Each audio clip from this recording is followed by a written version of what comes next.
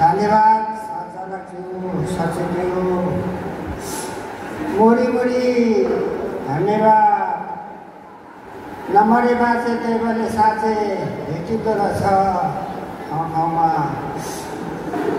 कोही बात छैन, यहाँ मलाई पनि एक दुई वचन बोल्नु दिएकोमा धन्यवाद छ। सबसे पहिले हजुरहरूलाई जानकारी दिनु पर्यो, म हस्पिटलमा भर्खरै 5 दिन सखत साह्रो भएर बसेको थिएँ। तर डाक्टर साहबहरू 3 जनाले धेरै योगदान मलाई राम्रो मद्दत दिनुभयो। उहाँले मद्दत दिएर म त स्वर्गमा गएको कि नर्कमा गएको मलाई थाहा थिएन। तर मृत्युको पनि तयारी गरेर मेरो छोरीलाई, गङ्गा छोरीलाई सही गरिसकेको रहेछ। म त जिब्रो लागेर गएकै गएको रहेछु। उहाँहरू डराएर, छोराहरू डराएर सत्यनाश भएको थियो। तर होइन, यो संसारमा 2-3 दिन भए पनि तपाईँ बस्नुपर्छ भनेर भन्नुभएछ। अनि डाक्टरलाई मैले भने होइन, म त अहिले गइहाल्ने त होइन, तर मलाई अलिकति यहाँ ईश्वर दण्ड लाग्यो। ईश्वरले भन्छ 2-3 दिन चाहिँ बस्नु भनेर मलाई भन्नुभयो।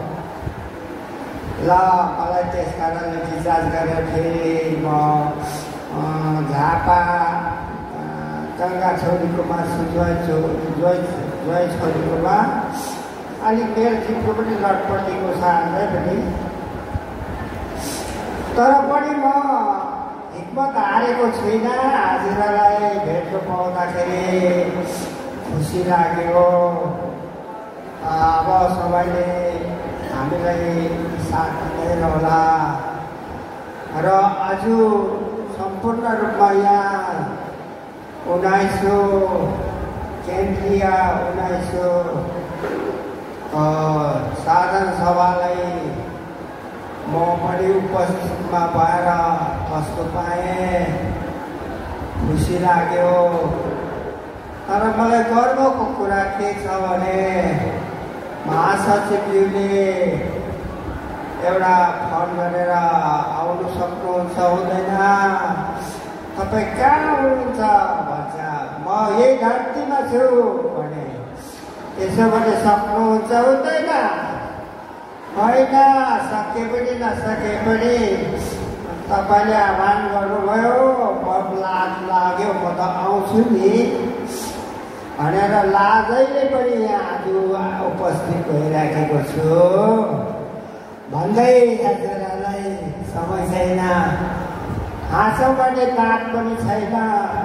दाँतहरू धेरै खसी गएछ। 57 सालदेखि यता प्रेमबारीमा लागेको मकै हरियोहरू थुप्रै टोकेको, दाँत पनि खसी गएछ।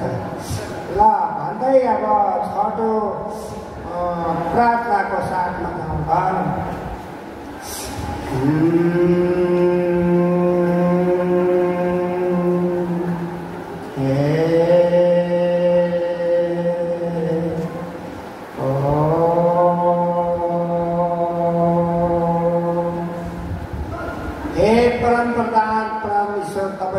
निराकार अन्तर्यामी सर्वव्यापी, तपाईँको छोराछोरी सबलाई आशीर्वाद दिने तपाईँ हो।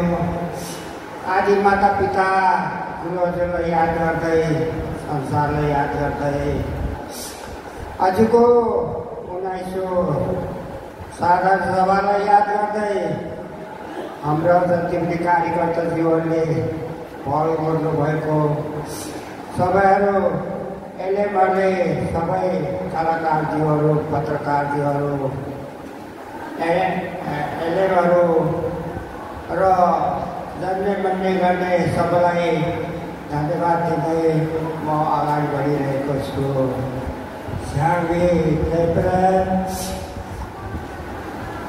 आजको साधारण सभाको अध्यक्षज्यूको आज्ञा लिँदै 2-3वटा कुरा गर्दैछु। माफ गर्नुहोला, क्षमा गर्नुहोला। ओम भूर्भुवस्सुवः तत्सवितुर्वरेण्यं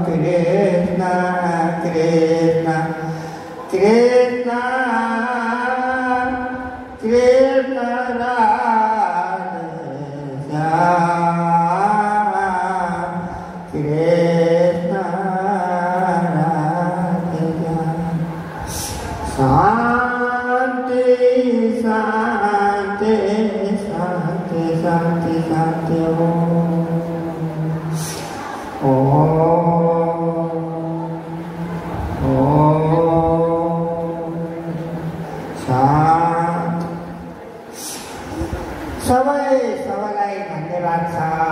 तपाईले दुःख कष्टहरू गर्नुभएकोमा अझै पनि फलोस् फलाओस् यो संसारमा। म एउटा कथा गरेर फेरि बिदा हुन्छु। हाम्रो संस्कृतिहरू मन पर्छ होला, मन परेको केटी त आँखा टेढो भएको हुन्छ अरे, मन परेको केटा त खुट्टा टुँडे हुन्छ अरे। तर अब मन परे पनि तैपनि सबै मन पराउने कोसिस गरौँ। मलाई त के मन पर्छ भने काला है त क्या है दिलवाला है। कस्तो छ? मैं त काली हो दिलवाली हो, मैं तो काली हो मैं तो दिलवाली हो। संसारमा कालो र गोरा गोरा सबै संसारमा नम्रो मासु भएर अगाडि बढ्नुपर्छ भन्ने मेरो चाहिँ शुभकामना। फेरि पनि भन्न चाहन्छु, यो संसारमा नम्रो मासु भएर अगाडि बढ्नुपर्छ भन्ने मेरो शुभकामना। म भोलि नै स्वर्गवासी भए पनि हजुरहरूलाई मेरो यही वचन छ,